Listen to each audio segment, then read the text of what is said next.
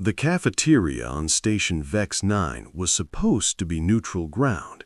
Supposed to be. That was the whole point of these diplomatic hubs, right? A place where every species could coexist, trade, negotiate, and not rip each other's throats out over territorial disputes or ancient grudges. But apparently nobody told Kravit that stealing food was a bad idea.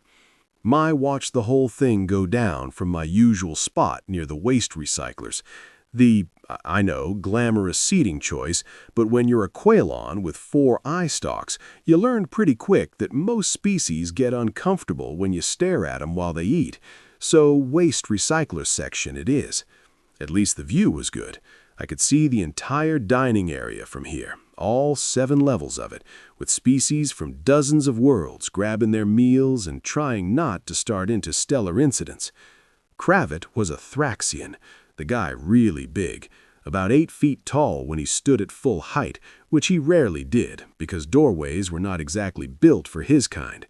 He had that classic predator build, on muscle and sharp edges, with scales that shimmered between dark green and black depending on the lighting.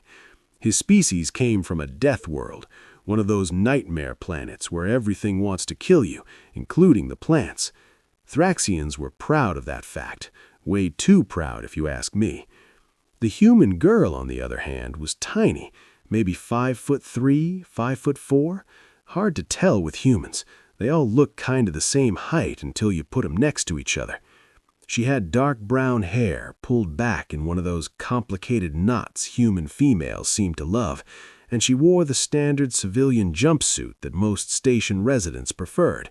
Nothing special, nothing threatening, just another human trying to grab lunch during the midday rush. Her name was Maya Torres. I knew that because she came to the cafeteria every day at exactly 1200 hours, ordered the same thing every time, some kind of protein bowl with extra vegetables, and sat at the same table by the viewport overlooking the docking bay.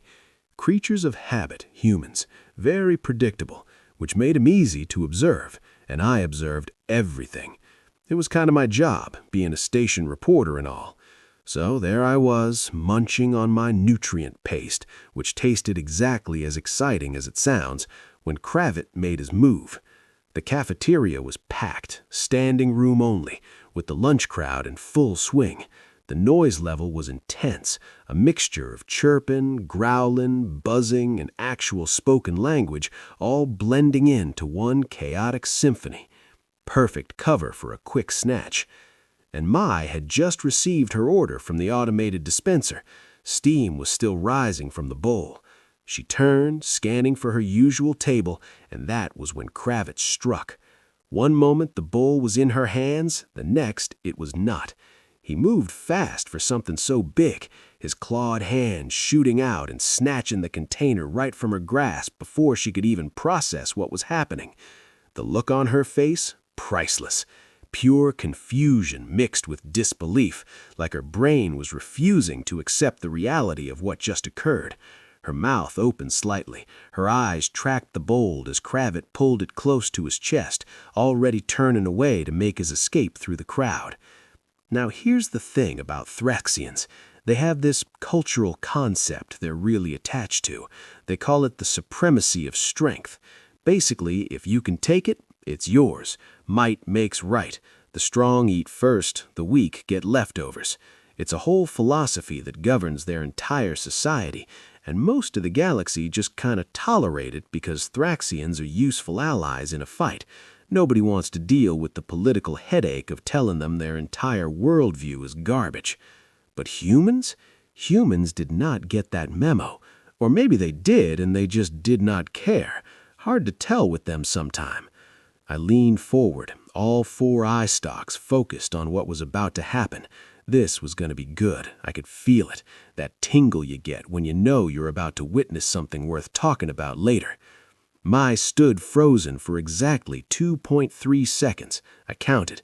Then her expression changed. The confusion melted away, replaced by something else, something colder. Her jaw set, her eyes narrowed, her whole body language shifted from confused civilian to something that made my survival instinct start screaming warnings. Kravitz was already 20 feet away, weaving through the crowd with surprise and agility for someone his size. He was grinning, showing off those rows of serrated teeth Thraxians are so proud of.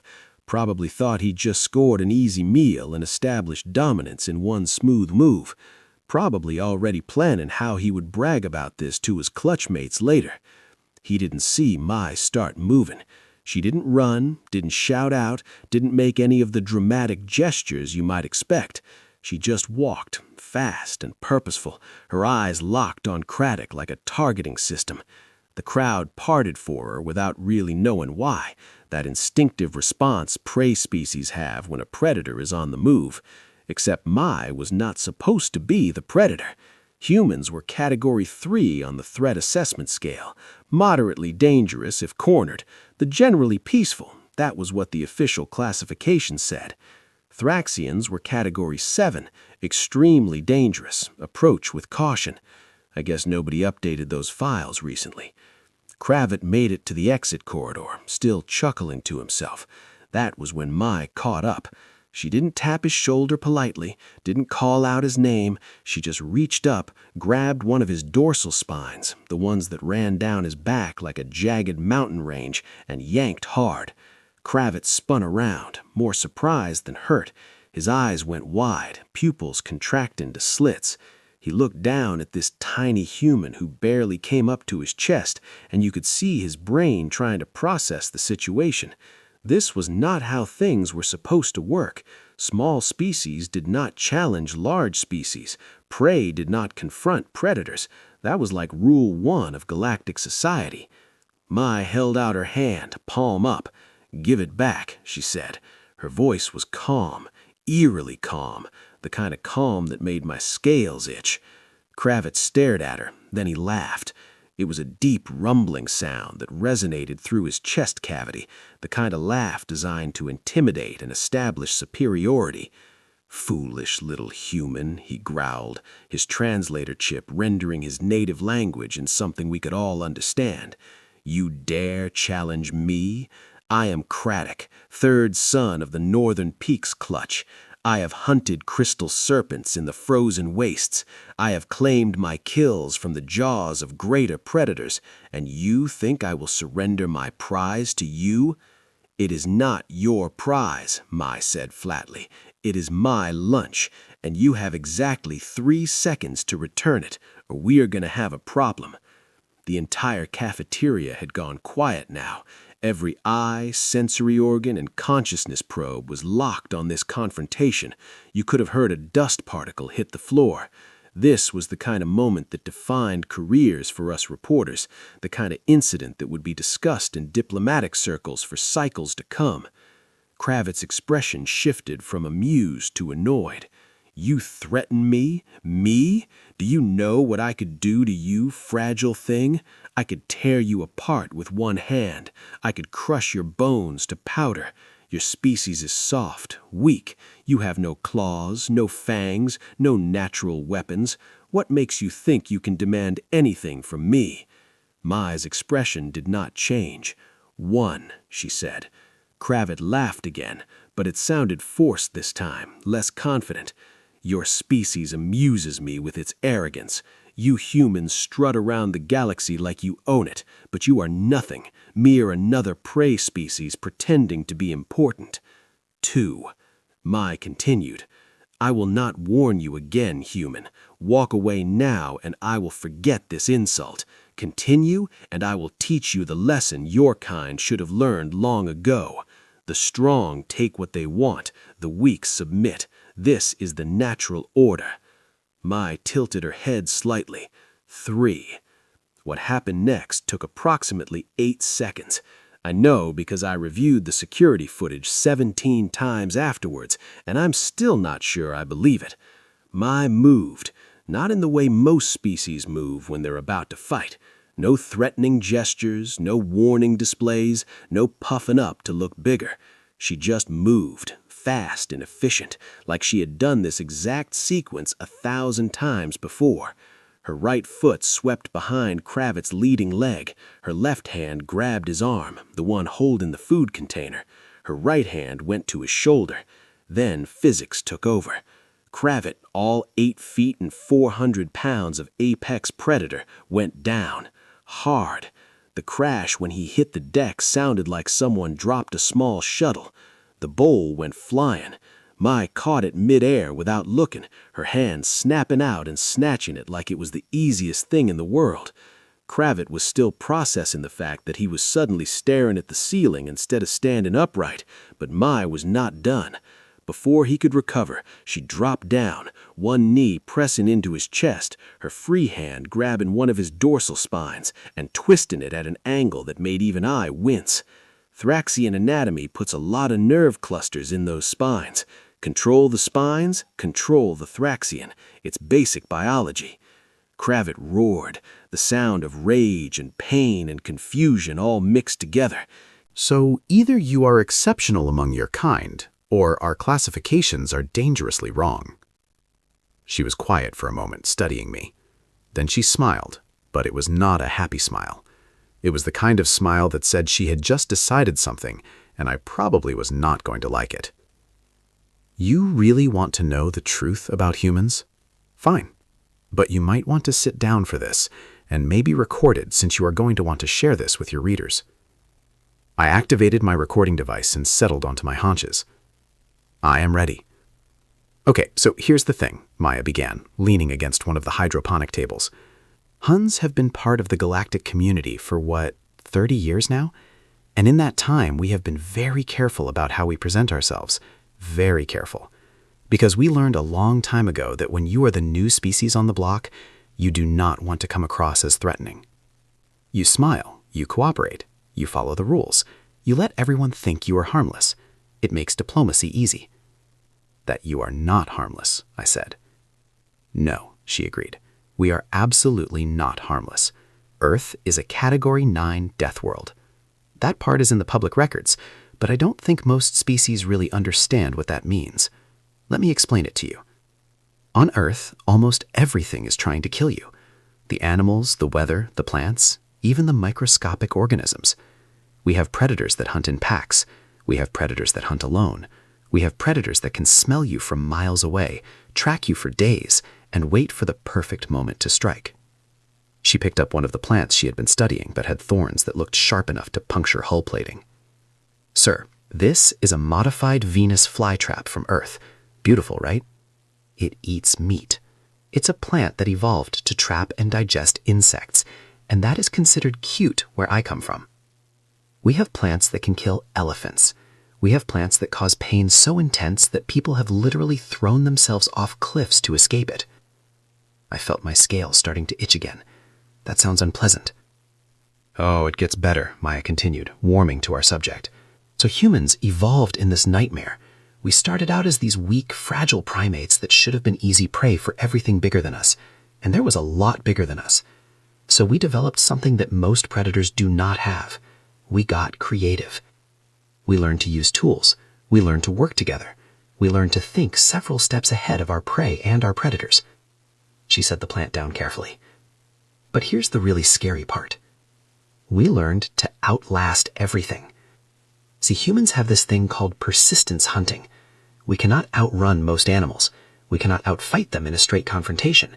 But we can chase them until they collapse from exhaustion. We can track them for days, weeks even, following their trail, never giving up, never stopping. We're like a biological horror movie monster, slow but inevitable.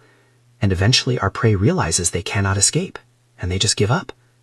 That is disturbing, I said honestly. Yeah, it kind of is, Maya agreed. And that is just our physical capabilities. Mentally, humans are even more dangerous. We are pattern recognition machines. We see connections between things that other species miss. We solve problems in ways that do not make sense to anyone else.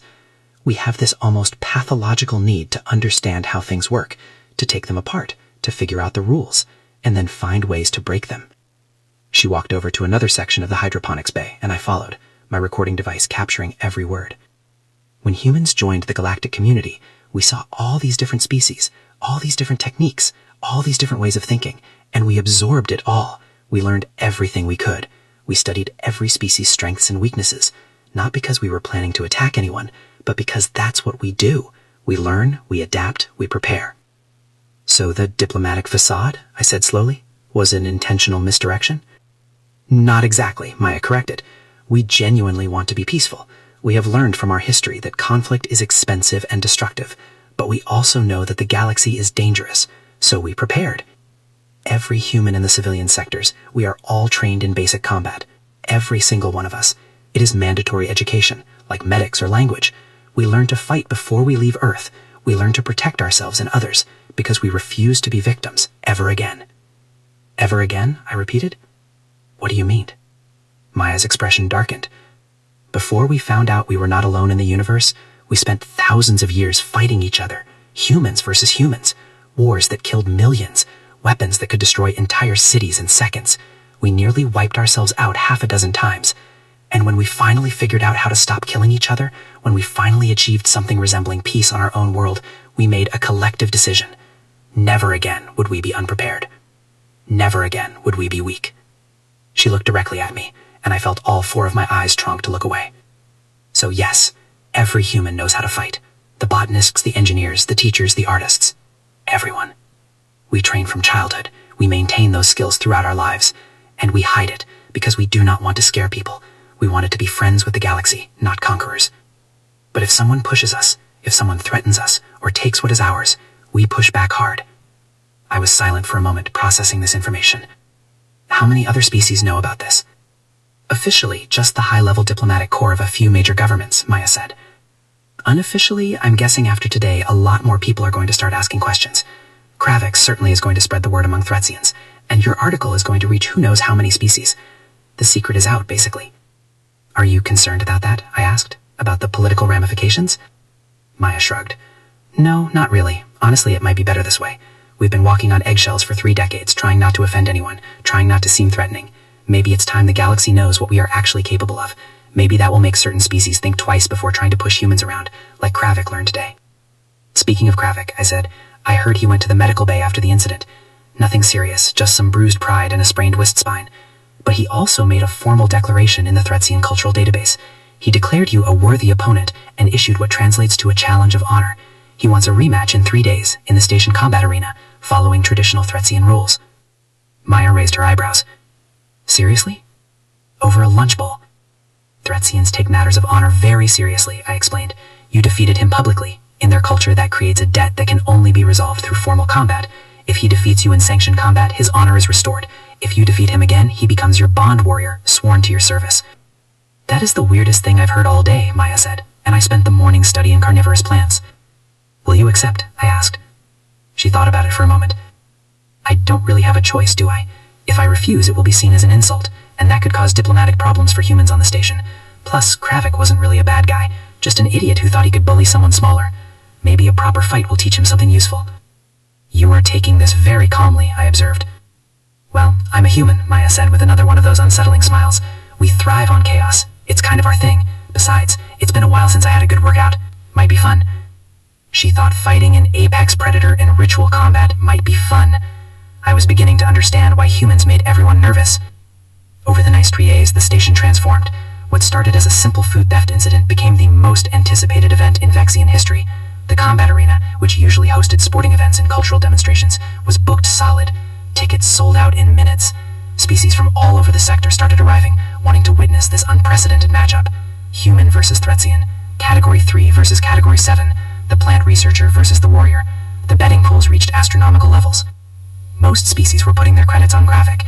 He was bigger, stronger, more experienced in formal combat, and this time he would be prepared for human tactics.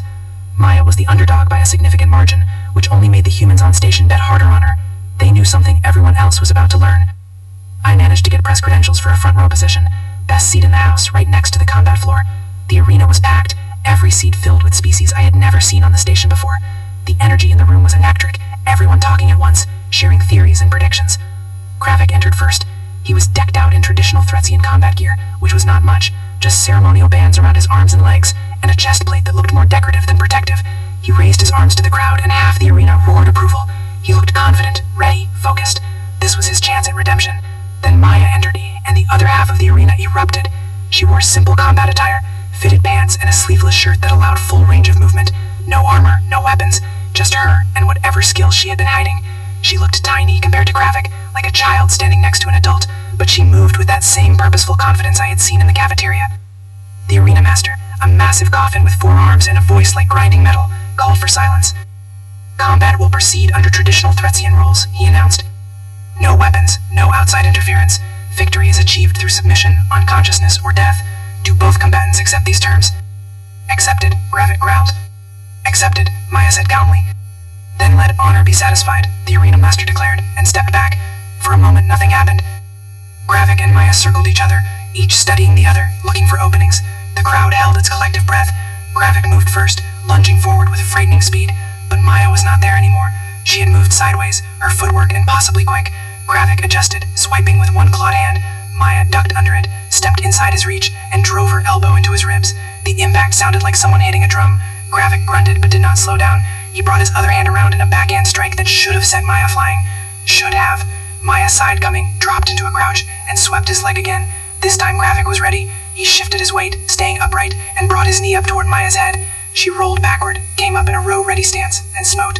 The crowd was going absolutely insane. This was not the quick takedown from the cafeteria. This was an actual fight between trained combatants, and it was beautiful in a terrifying way. They engaged again. Punch, block, counter, dodge. Gravik had size and strength. Maya had speed and precision. Every time Gravik thought he had her cornered, she would slim away, landing quick strikes to vulnerable points. Every time Maya tried to grapple, Gravik would use his superior mass to break free. It was a stalemate, both fighters testing each other, learning patterns, adapting strategies. 5 minutes in, both were showing signs of fatigue. Gravik was breathing hard, the scales glistening with exertion. Maya had a cut above her eye from a near miss that had grazed her, and she was favoring her left side slightly.